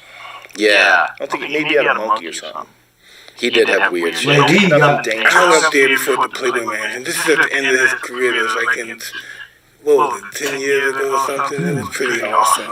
Oh, no way. He lived. Hugh? Yeah. Oh, Pajamas. they're sucking his balls in his 80s shit. They're like, Oh, no. It was 80s. Deep into his 80s. Yeah. Even his 90s. Yeah, he really, here's the thing, that dude lived the lifestyle he was talking about. You know, a lot of people talk shit. Yeah. You don't really do that. He was really doing it. I started living that lifestyle, be dark. I started getting dark. Wow, that's just amazing. Too much, too much. Wait, one other thing I gotta run. I gotta go meet the wife, man. Do but they'll do it. I read one time, because, all right, so for people that know, I met Mike on a flight, and it was a surreal experience. You know, like from being a kid and thinking like, this is Superman. That's what I thought as a kid. It's just, you know what I mean? Like seeing those, when you see it as a kid too, I think it's different. Like you're just like, whoa, that is so nuts. Like these 11-second knockouts. You know what's so bizarre? Periodically, even to this day, people come up to me and talk about the experience that they saw him when he talked about meeting me. So is that true? It's special. It's on mostly stories. Yeah, mostly stories. And it was a surreal experience, and you know, we spoke on the plane, and then like when I thought we were done talking, you know, I faced forward, and then he came back and like tapped me on the shoulder. I was like, oh shit! Like Mike's talking to me, I'm down here like seatbelted in, but then we land, and he was like, oh, where's your show? And I go, oh, it's here. I gave him the number. Never expect to hear. Hits me up the next day, and he's like, we're coming to your show. And I was like, oh my God. And I really did say, like, I'm amazed that you're coming. And he said, it's all love. And I just said, I love you. Because I didn't know what to say. And then that was good. And he was like, all right, man. And then I remember I called the Pittsburgh Improv manager, and I go, hey man, I just go, you're not gonna believe this, but Tyson's coming to the fight tonight. He goes, Mike Tyson? I go, no, fucking Tyson Chicken. Yeah, Mike Tyson's coming tonight. He's like, I'll corridor off the whole thing, and you know, and I didn't know he was at the show. Because the show had already started and I didn't see him arrive. When we go back to the green room, after the show, I walk off stage and he grabs me and he goes, let's go to the green room. So he took me to my green room, right? Like he was like, I was like, fuck yeah. And we hung out in that green room over an hour and just shooting the shit and talking. And when I forgot, like the time had passed, I opened the door. The entire staff is lined up at the door to meet him. Like, that's the effect that he has on the group, you know? Like, they're waiting in a line for an hour outside the green room. And we talked about boxing, about life. It was fascinating. One of the things I really appreciated about you as a fighter was, like, that you really knew that you were putting on a show. So that's something that I feel like I miss. You know, there's no one that put on the show the way you did. Like, you knew that people bought tickets and paid for the pay-per-view. And then, it's still like one of my great memories, man. It was a thrill to meet you. So I just wanted to stop by and say hi. Sounds like you wrapping it up. Yeah, he has to go. I did. Oh, by the way, did you buy 7 Bentleys that were the same color? Bentleys? No, I put on 7 Bentleys before. Damn. They're Rolls Royces. I wanted to ask. You did give away one when you crashed it, right? Yeah, let me tell you that story. I wish I had I was married at the time, Robin Gibbons, and we were in some fast food chain. We were ordering food, and she went in my pocket, I guess, to get some money out of my pocket to pay for it, and she had some condoms came out, and she was mad, so she got in the car, and then boom, she crashed the car into another car that was just parked there, boom, and she hit somebody, and she hurt their arm, Texas A&M. The cops came. And so the cops came, the cops were saying, hey, what happened here? Right? And I was afraid they were going to arrest me or whatever. So I said, well, nothing happened. I'm trying to think of nothing. The guy was, and then the guy was broken up. I said, sir, why don't you just take the car? You deserve it because you've been doing a lot. Because I didn't want to get arrested. I didn't have license or anything. And I didn't want my wife to get in trouble. I said, why don't you just take it? It wasn't, it was around 230 at the time. So why don't you just take it? It'll be okay. And the guy said, hey, don't tell me that. And then once he said that, I said, got him. I said, I got him. And I said, hey, man, take him and do this, man. You deserve this, take it. And they took it. But before that, some guy almost broke in, and I gave him my money, and he'll take the money. And then he came back to the police. My arm into the cop. Now, you get away from him. I'm going to tell you to get away from him. Because he didn't want to mess this deal up with this car. The guy claimed that he's not going to get this car. That's So the guy said, don't fucking come near me again. That's So hilarious. the guy backed off, and I said, hey, go ahead, man, I'll see you later. And I took off. I didn't want to get in trouble. But they made him give away the car, right? They made him. So he said, I went back to my office and give my fucking car back. Went to the Yeah, brother. He got fired. He did? Yeah. He probably said this night, I'm going to get that back. Mike, let's get it, Mike. Let's get it, Mike. Oh, man. Oh, no. You Mike Tyson calls you up and says, give me my fucking car. Like, shit. Yeah, it's outside, man. I got it for you. Damn it. Listen, What was I I thinking? gotta tell you something. Attaboy, Mike. Yes. This is this beautiful box. That is a beautiful box, by the way. Tyson Ranch. Awesome. Thank you, man, for accepting it. My pleasure. Yeah, that's a cool ass box, man. Yeah, Tyson Ranch is gonna be opening up pretty shortly. Yeah, you guys have. too. I saw the plans. Tyson Ranch. This is a big deal. I mean, this place is gigantic. Which state? It's in California. It is here? Yeah, Oh, cool. Yeah, they're setting up like a resort. Really? Yeah. Yeah, it's gonna be the best facility in the world, man. It's gonna be it's gonna have an acre-long lake. Wow. Yeah. You could go like stay. You know, it's gonna be camping, glamping, like Glamping. Glamorous camping. Glamorous camping. Very Right? glamorous, yeah. How about man, some tigers and shit? Put some It's a wild animals. possibility. My Where are partner those Rob tigers? Hickman was discussing that too. Where are those But I tigers? had him for like 14 years, so I had to get rid of him. You know What do you do when you want to get rid of a A tiger? sanctuary. So. Fuck. I gotta run. I love you. I love you. I love you. I love you. Look, better cannabis, dude. There it is. Yeah, congrats on that, man. That looks dope. Awesome, man. I'm so excited about this stuff. This is Tyson Ranch. I love embarking on Iron this Mike. cannabis stuff. This is so awesome. I'm Yeah, Mike. you seem to be really enjoying this. Like when you're talking to your partners out there, you're having a good time with Yes, this. man. Oh man, I never thought that in a million years I'd be able to do this and legalize. Yeah. When did you start like regularly smoking? Since Knockout. I was like 10 years old. Take a The Tyson whole time you were Ranch. fighting, you were regularly smoking weed? Well, you know, when you're a kid, your mother gives you liquor and marijuana for you, and you would think that you're gonna go to sleep or something. Yeah, Really? yeah. That never happened in my house. Never will. Yeah. No. My mother was alcoholic and stuff. Damn, that's harsh. Liquor and marijuana, see if you go to sleep. Yeah. It didn't work. I don't think so. I don't think so. Do you what benefits do you get out of marijuana? Like what does it do for you? Hey man, if I didn't, I'd have a bad day. Yeah, I'm a really moody guy without it. And it's just, it smooths me out. As soon as I take it, I'm a whole different person. Really on top of my game, I'm balling. Right on, wow. Yeah, I feel the same way sometimes. It makes me nicer. Yeah. Yeah, calms me down. Do you Does it? do you And I like who I am when I smoke. You know what I mean? When I weed, I don't sometimes like who I am sometimes. That's just the real. Yeah, I yeah. don't like that guy. I want to get away from that guy.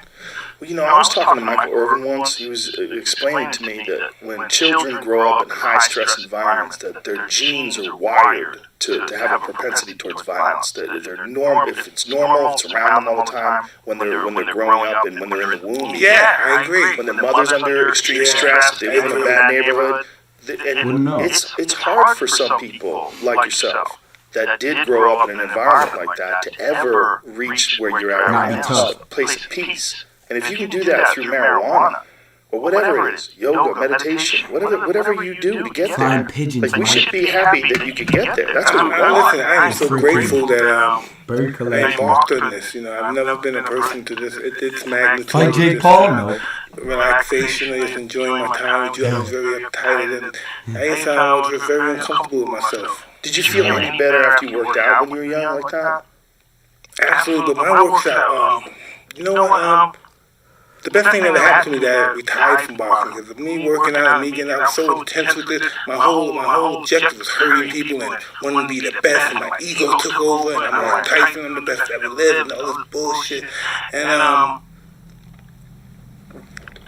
dealing with my partner Rob Hickman, I happened to embark on this, come across this thing called the Toad. Are you familiar with the Toad? Yeah, we're talking about 5-methoxy-dimethyl. That's it right there, yeah. And I came across that, and I smoked this, I don't know, this medicine, drug, whatever you want to call it, and stuff. And I've never been the same. I look at life different, I look at people differently. And the experience I can't even express, really. It's almost like dying and being reborn. Yeah, I had the exact same experience. That's what it felt like to me, too. Like you stop existing. Wow. With the 5-methoxys, there's two.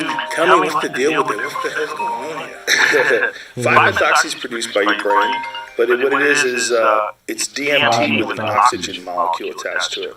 So regular DMT is N-dimethyltryptamine, and then 5-methoxy-dimethyltryptamine is DMT with like there's a very subtle change to the molecule, and that subtle change, for some reason, takes away the visuals.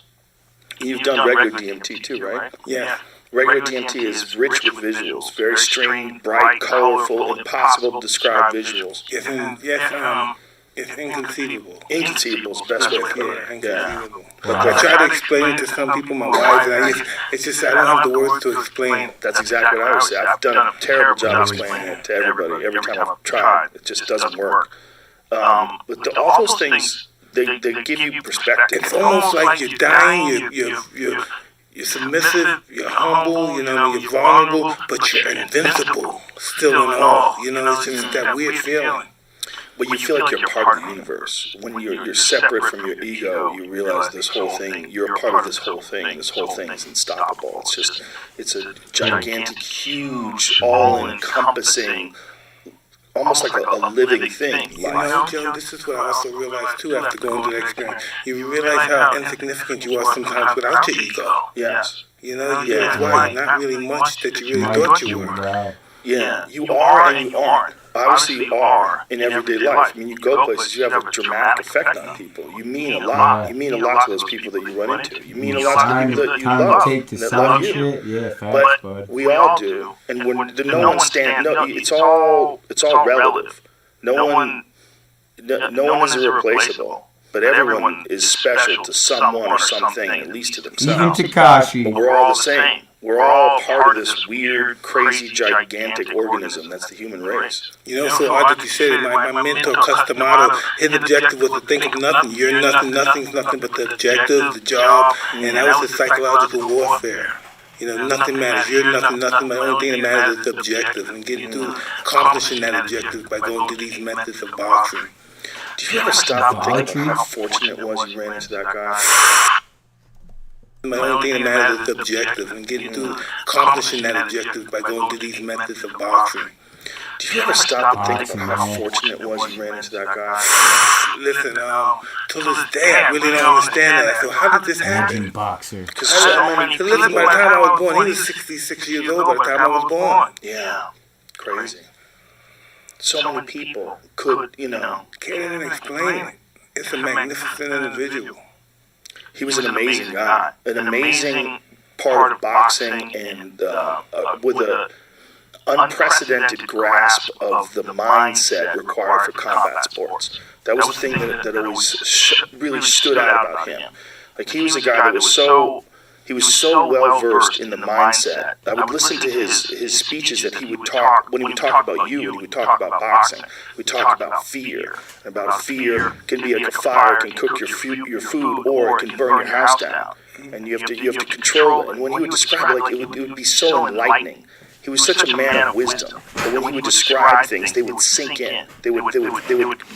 Somebody could say the same thing, but with him, he had so much life experience. He was a psychiatrist, he was a doctor, he was a father, he was a mother, he was just all around that individual. Yeah, and that fucking guy. Boxing, and for a guy like you, it was almost like it was ordained. And that's what I always said. It was meant for me to meet this guy. Because I had no way in a million years. Everybody said, no way you're going to be champion. You're too small. Yeah. So you're too short. No way this guy's too Now I'm the greatest in the world. I'm the champion. Saying this about me, I'm like, oh God, this is just suiting me up. I never thought I could, achieve what he was saying. The thing he was saying was just so gigantic in my eyes. Yeah. Wow, right. Yeah, I mean, when it all happened, and it turned out that he was true, and you have to absorb all this when you're 20 years old.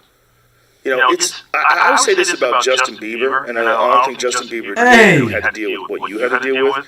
Your experience was so much crazier because you were not just an incredibly famous guy, you were the baddest man on the planet. So there was like an aura to you everywhere you went. People wanted to see you. You know, 50-year-old men don't give a fuck about Justin Bieber. You know, no disrespect. He's a great guy, a great singer. Right. It's like young girls. For young girls, that guy's unbelievably famous. But he's been famous since he was a little kid. I'm like, when people hear about him going insane, I'm like, of course he's going insane. You have no idea what it would be like to be him and to be 17 years old, and girls literally trying to break into his house to throw pussy at him. They're coming down chimneys. They're flying in on parachutes. They're doing anything they can. They just want to be around him. And you want him to be normal? Oh, Jamie. Throw me off. No one can handle that. Yeah. What kind of music you listening to? I listen to everything, man. I do. I listen to a lot of classic rock. You want to hear this for whatever reason. But I've been listening to a lot of Kanye West over the last few years. Kanye? Oh, yeah. He's talking about a lot of shit. He's actually talking about DMT. I'm killing it. Really think he did that before? Killing it. Oh, man. Killing it. Yeah. Kid Cudi, been in here, and Kid Cudi's had some psychedelic experiences. Yeah. Once you go there, it's just, He's a good you don't want to do nothing else again. Well, it puts it all in the perspective. Freaking Kid Cudi on me. Kid Cudi on. He put the man on the Moon 3. This is all temporary. Yeah. Part of Man forever. on the Moon 3 came out and was what? Yeah, you know what's that Larry Hackman? You know I that guy Dallas from JR. He did an interview with CNN And I Dream of Genie as well. Yeah, that's right. He sprung it on CNN once. He was talking about how he did acid. He took a big dose of acid, and he's never worried about death ever again. That it Day just and really night. alleviated his worry about passing on. That's why I felt the same way. I said, well, it doesn't matter anymore. Yeah. I think DMT even more specifically because they think... Yeah, why does it affect the mind that way? What causes it to affect the mind that way? They don't totally know. That it makes Ted. you visualize everything. Tom Brady. Bill. They know that your brain makes it. They know that your body makes it, they should say. They know that it's produced in your liver and your lungs, and there's some evidence now because they found it in rats that the pineal gland produces it, which is that's the third eye of Eastern mysticism. That gland actually in rats, they've proven, produces DMT, and they think it does so in people too. You know, once I did, I want to do it again and again. And they said, you shouldn't do too much, man. I gotta, grasp what's going on here. Why am I feeling this?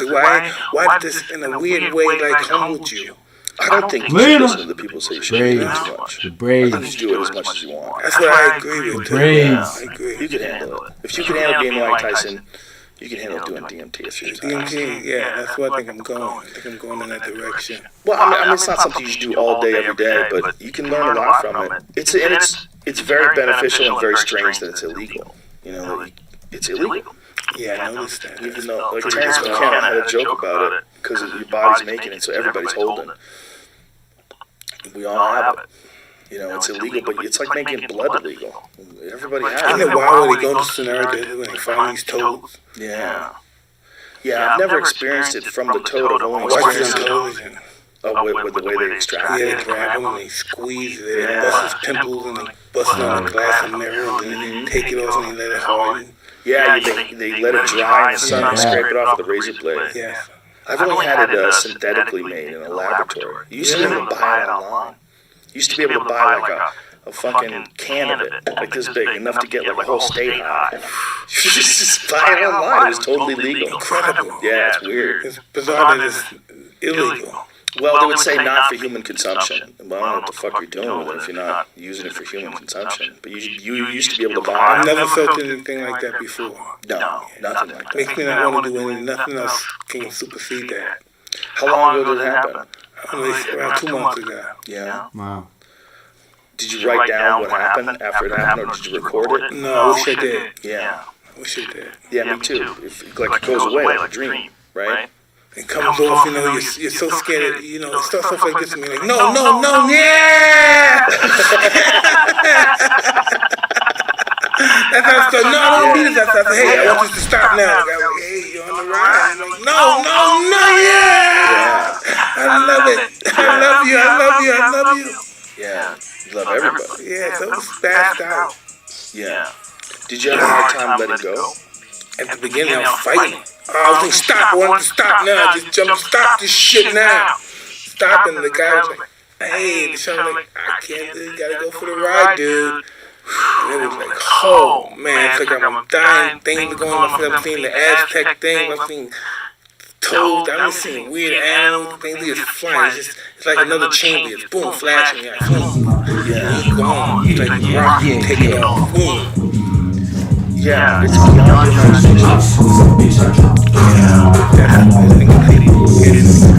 Hey, she can't see my face because I'm rocking that bandana. They start with psilocybin, perhaps there are great these things being especially doing case studies with veterans PTSD having great results. They're doing with psilocybin and developing psilocybin, doing something about, I think it's in Oregon, is that where it is? It's up for that. I think Oregon stuff, organizations here, maybe eventually California as well. Anything you want to do with that, it should be legal. It doesn't kill you. It should be. It's not a bad thing if they regulate it, if they make it for therapeutic use and just set up centers where experts can show. They should make it prohibited for people who grow their own. It's not a bad idea to set up places where people can do it under professionals' care, shamans' care. Yeah, hey.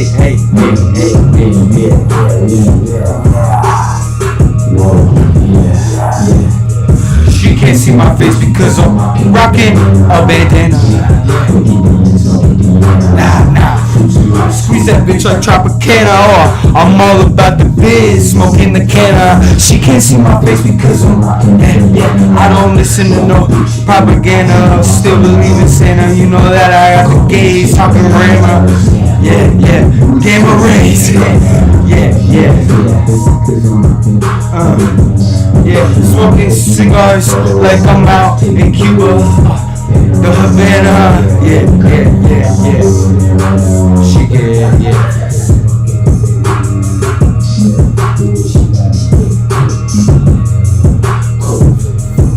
Kazakhstan.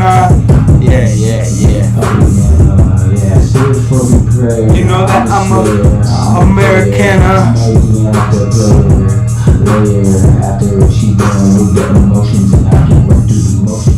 Yeah, she can't see my face because I'm writing a memorandum. Yeah, I'm writing down ideas, memoranda. Yeah, reading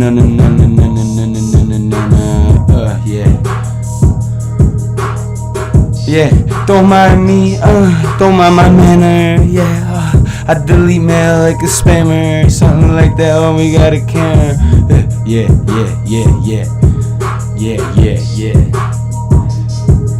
No damn, yeah. Hitting up after the phone call with the grandma. You know that I'm with her, yeah. Something spanner, green, Verdana, yeah. Waking up, rocking my pajamas. I'm smoking cigars like I'm out in Cuba, Havana. Yeah, going bananas, yeah, right from the tree, yeah. Swinging like a monkey with the apes, yeah. With the apes, I just watch the history and I really love eating grapes, yeah. Focus on the real estate, you know I'm living life in the USA. Ain't throwing no shade, cause I'm doing it for days and I'm living it up. I ain't worried about the pay, I'm doing it for the fucking shit, yeah. Why? Cause I like to come up on the low, yeah, something like that. I don't know where to go, but I flow, yeah, with the motion, no, yeah. Too much. Yeah. I'm trying to kill it, feel it, hey, I'm trying to kill it.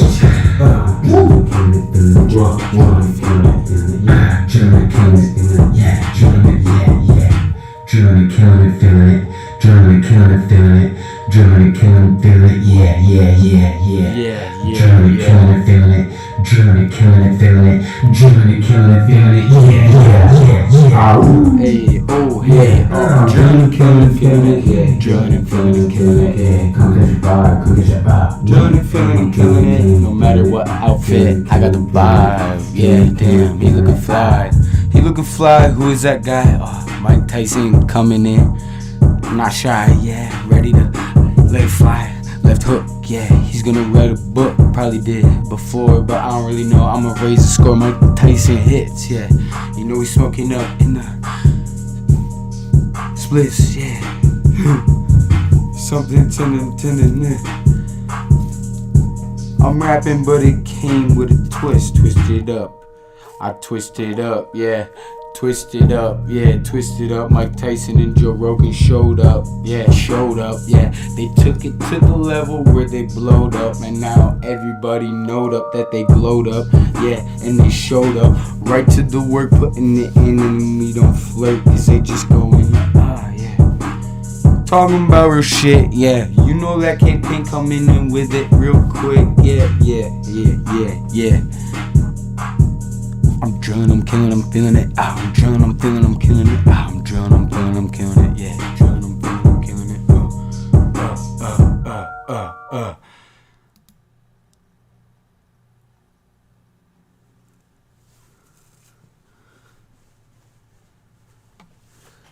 Yeah.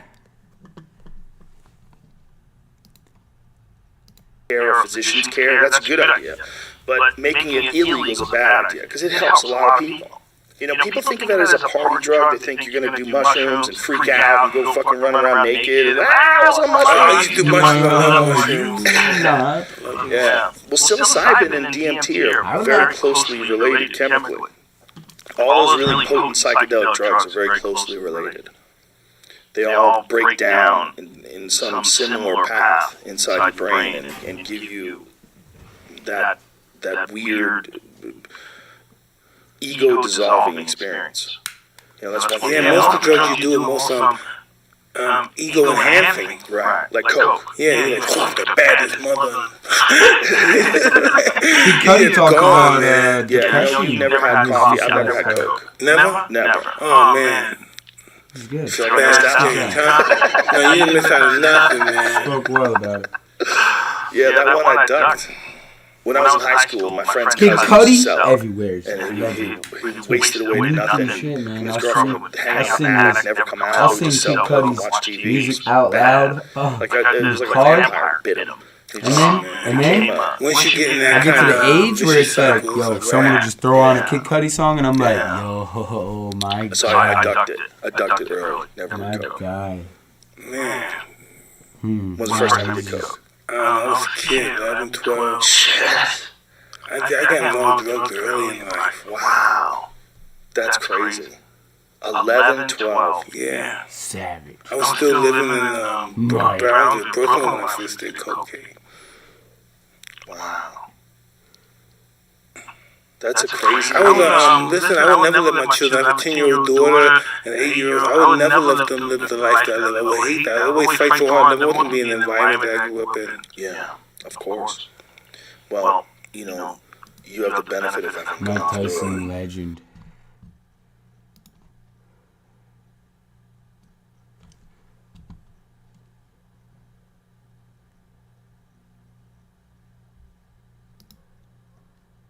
Disney Plus, Hulu, and ESPN Plus now bundled together. The greatest stories and characters, the large... Yeah. Philosopher Philosopher Chris Payne. I watched this video. Chess. Chess. If we continue doing this, we'll be unable to enjoy human chess for the rest of our lives. Or until young Misha starts playing at a 3,000 ELO rating, but who knows when that might happen. So this is another game where Alpha has the white pieces, and it's a brilliant example how to sacrifice your pawns. I mean, Alpha sacrifices a pawn and cripples Stockfish for the rest of the game. You'll see what I mean by this. Again, we have d4, knight to f6, c4, e6, knight to f3, and bishop and b6, the queen's Indian defense. g3, bishop to b7, bishop to g2, now bishop to b4 check. Bishop d2 blocking, bishop back to e7, knight to c3, c6 now, e4, d5, e5, knight to e4, and alpha castles. And here we have bishop to a6. Attacking this pawn twice, and the pawn can't capture on d5 because the rook on f1 is hanging. And here a very interesting move by AlphaZero, b3. It sacrifices a pawn, and Stockfish has the option of either capturing the knight and then grabbing a pawn, or winning the bishop pair with knight captures on d2. Stockfish decides to go for knight captures on c3. Bishop captures on c3, and now we have d captures on c4. Grabbing a pawn, and this is Alpha's idea, b4 now. And for the price of one pawn, this bishop on a6 is looking very silly now. And although I do think this is a very nice variation to remember that Alpha just played, I don't think we'll be seeing any Queen's Indian defenses for black in any top Grandmaster games.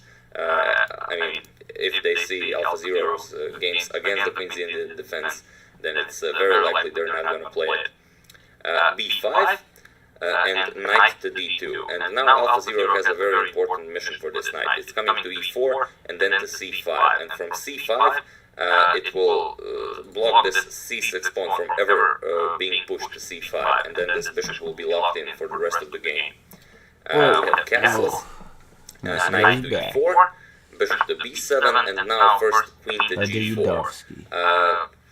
Stopping any ideas of c5. If you push c5 now, you lose the game immediately, as black wouldn't really mind giving up a pawn to release this bishop, but knight to f6 and black is lost.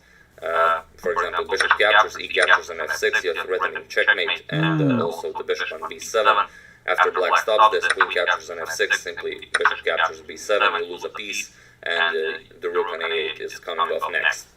So after g4, knight to d7 was played, and now knight to c5.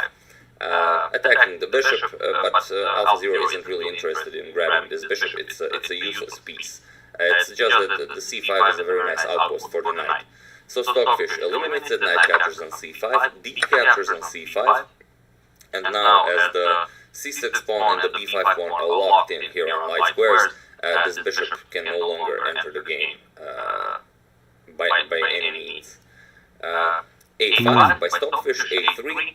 Now a captures on b4, a captures on b4, and Stockfish exchanges a pair of rooks here, and queen to d3. It seems like it managed to infiltrate AlphaZero's position. Sneaking in. After rook to c1 and rook to a8, now maybe threatening ideas like rook to a2, it does seem like an interesting idea. AlphaZero simply plays h4. And queen back to d8 by Stockfish. If you try something like rook to a2 to infiltrate the position, then bishop to e4, attacking the queen, now h5, trying to deflect the queen from the defense of the bishop on e4. But after queen f4 and queen to d7, rook to queen to f3 first, attacking the h5 pawn. And after black defends this, g6, then rook to d1 with a tempo on the queen, and white's position is really good here. This is excellent for white. So instead, after h4, queen to d8 was played by Stockfish. Bishop to e4 now, queen to c8, and king to g2. Queen to c7, we have queen to h5, attacking the h7 pawn, g6 now, but queen back to g4, bishop to f8, h5 now, rook to d8, queen to h4, queen to e7, offering a trade of queens, now queen to f6, and Stockfish doesn't want to exchange queens here. It plays queen to e8. If you play queen captures on f6 here, after e captures on f6, it's going straight into the endgame, and still black can't get rid of, I mean, this bishop on b7 is not playing the game, so it's like black is being down a piece. It can't afford exchanging queens. So after queen to f6, queen to e8, rook to h1 now, rook to d7, h captures on g6, f captures on g6, and now queen to h4. We have queen to e7, again offering a trade of queens, queen to g4, rook to d8, and bishop to b2. Queen to f7 now, bishop to c1, and now c3. And it's probably this c3 move was played to limit the movement of this bishop, but Stockfish will actually lose this pawn now. Bishop to e3, bishop to e7, and then queen to e2. The queen is now coming for this pawn. Bishop to f8, queen c2, and bishop to g7. Queen captures on c3, and queen to d7. Rook to c1, queen to c7, now with a double attack on the e5 pawn, but bishop to g5 first, with a tempo on the rook. Rook to f8, and f4 now. We have h6, bishop to f6, bishop captures on f6, e captures on f6, and queen to f7. And now it seems like Stockfish is ready to grab this pawn, but this isn't as good for black as Stockfish would hope it is. Rook to a1 now, and it's just a worse position for black. Queen captures on f6 was played. Queen captures, rook captures, and now to a7. Now rook is going after this silly bishop on b7. The problem is the only way to defend it is rook to f7. I mean, you can go bishop to c8, but then you get rook a8 and you immediately lose the c6 pawn. So rook to f7, and now bishop captures on g6, grabbing back that extra pawn, and now white is simply much better.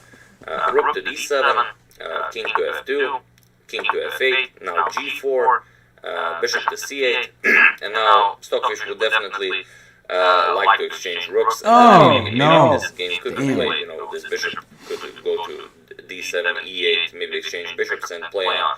But still, you have to see that Alpha has 2 pawn islands and Stockfish has 3 pawn islands. So, this is basic chess. 2 pawn islands are better than 3 pawn islands.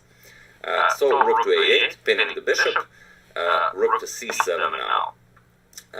You have to defend the bishop and also kind of defend the c6 pawn. If you play something like king to g7, if white captures this bishop, then Stockfish captures this one. This isn't good. Rook captures, king captures, and then king to e3. Not immediately capturing the c6 pawn, but first king to e3, not allowing the rook to infiltrate with rook to d4 and attacking both of these pawns. So after king e3, it's pretty much over. King f6, now rook captures, rook goes for the other pawn, and after a couple of checks, there are no more checks, and after rook moves you capture the other pawn, and now with being up 2 pawns, a completely winning position. So after rook to a8, rook to c7 was played, and now king to e3, improving the position of the king. H5, and it seems like a weird move, almost as if Stockfish blundered in time trouble. But you can't protect this pawn. This pawn is gonna be lost either way. If something like king to e7, then king d4, and after something like bishop to d7, you have to play something. You have to maybe somehow activate the bishop, then rook h8. You're losing that pawn either way. So after king e3, h5. G captures on h5 now, Alpha is up a pawn, king g7, rook to a2 now, rook e7, bishop to e4, now attacking the c6 pawn, e5 now, bishop captures, pawn captures with check, king captures, now Alpha is up 2 pawns, rook f7 check, king e5, and this is now only a matter of small technique. Rook g2 check, king f6, now king is coming for the b5 pawn. Bishop f5, king b6, rook to h4, king to a5 now, first protection of the pawn, bishop to g4 now, bishop captures, king e7, and after rook g3, bishop c8, rook e3 check, king f7, and bishop to e2. In this position, Stockfish resigned. So, as you can see, after that, 1 pawn sacrifice, and that knight c5 move that allowed these pawns to control the b5 and c6 pawn, this bishop was locked in for the rest of the game. And although it did get untangled, in the end of the game, it was too late for him. Black had to give up too many pawns to activate this bishop, and, I mean, it's a really good example of how to play chess, just, that bishop a6, I mean, I don't know if it's a good move. Obviously not. I mean, maybe you need to play it somehow differently. But after that, you want a fucking joke about hilarious shit? This is wild. Black's whole game. that Bishop was locked in for the rest of the game. So yeah, this is a fifth game I'm showing by Alpha Zero versus Stockfish. I do hope you enjoyed them and all the rest of them. As usual, you can check 2 of my previous videos here, but I will put a link in the description where you can check out Hey, good video. all This the is 5 sick. videos. Thank you all for watching.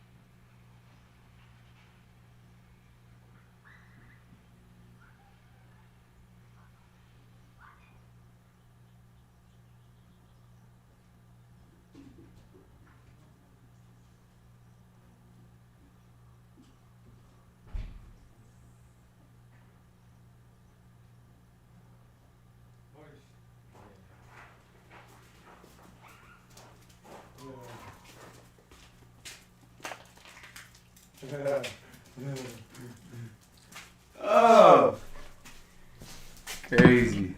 Young Samosa. Shall you enter with me?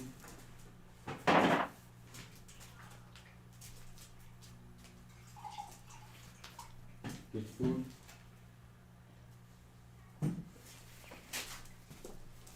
Stay here. I'll you good.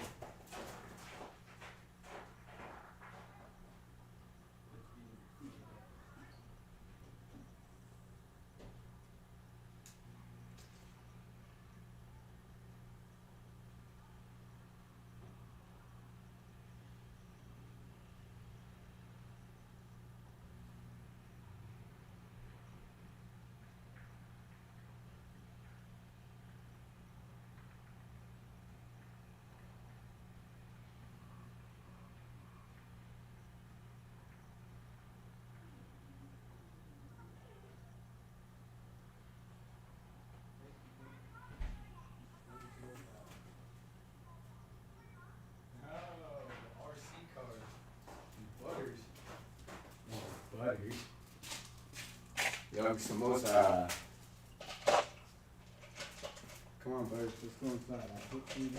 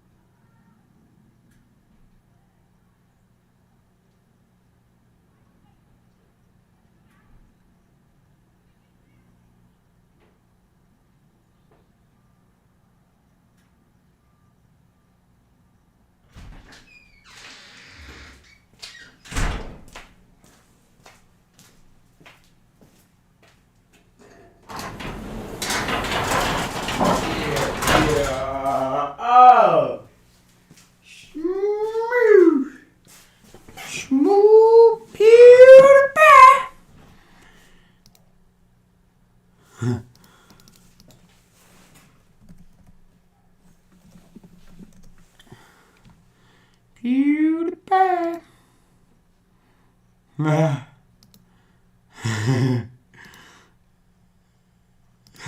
Let's go. No way. That's wild.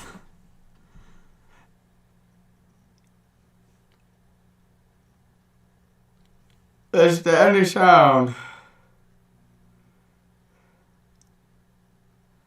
Whoa. Is there any sound? PewDiePie.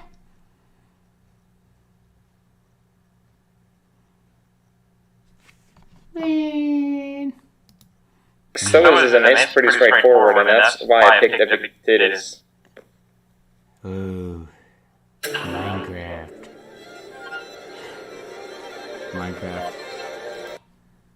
You probably won't understand everything of it, obviously, but you'll get the fundamental ideas.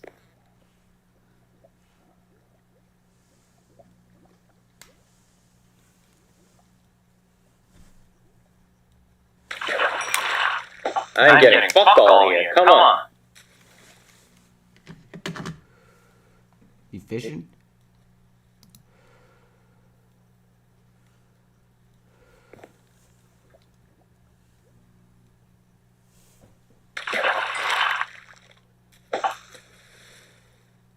Oh. Ever read Sun Tzu? Is that how you read it? Obviously, come on. How do you think I got so good at Minecraft? You're nasty, PewDiePie. You're fishing. Just, if you're gonna read about Stoicism, I wouldn't recommend reading any modern Stoic literature until you've read the original ones at least.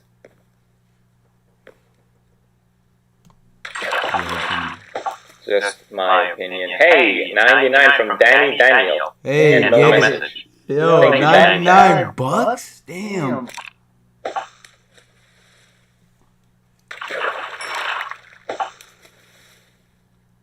We show the originals. Epictetus, Marcus Aurelius, Seneca, start there. It's brokey! It's brokey! I'm level 30 now. Cool. PewDiePie. Well, I have mending. PewDiePie. Homer's Iliad. Fuck yeah. It's one of my favorite books. Alright. Nice, and then it just disappears.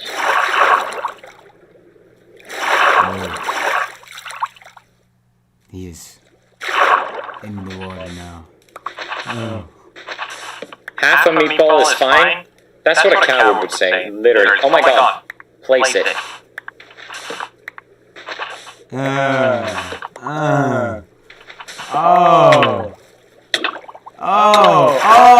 Breathe! What is he in right now? Who goes there? Oh, the diamond shovel. Whoa. Super fast. The great level of nothing. Sand.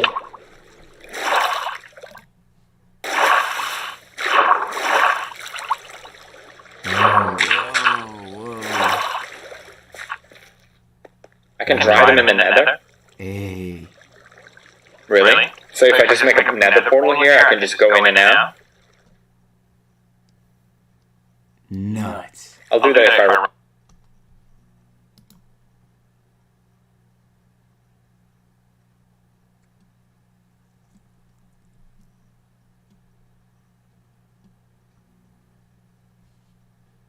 Well. And but I have been talking to people that are on the floor, and you know, obviously when the Capitol was breached, they did security protocol, which they're good at, but you know, significantly outnumbered. Throwing in on escape pods. I mean, we have these, you know, emergency escape pods that we think it's one of those doomsday scenarios that we'll never use. We're using those. And right now, I think it's a matter of hoping that cooler heads prevail, hoping that the president actually quits being a coward and calls in the D.C. Guard and actually takes some leadership for a moment. But, you know, until then, we're going to continue to do what we need to do to be safe. Are you, what we're watching right now, you like that at the president's feet?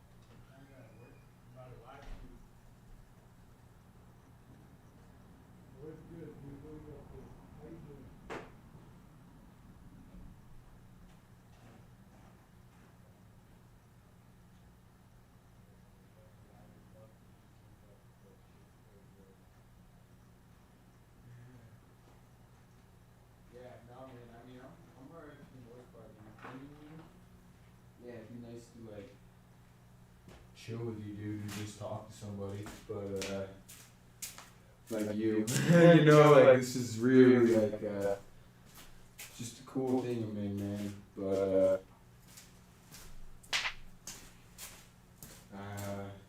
yeah, dude. I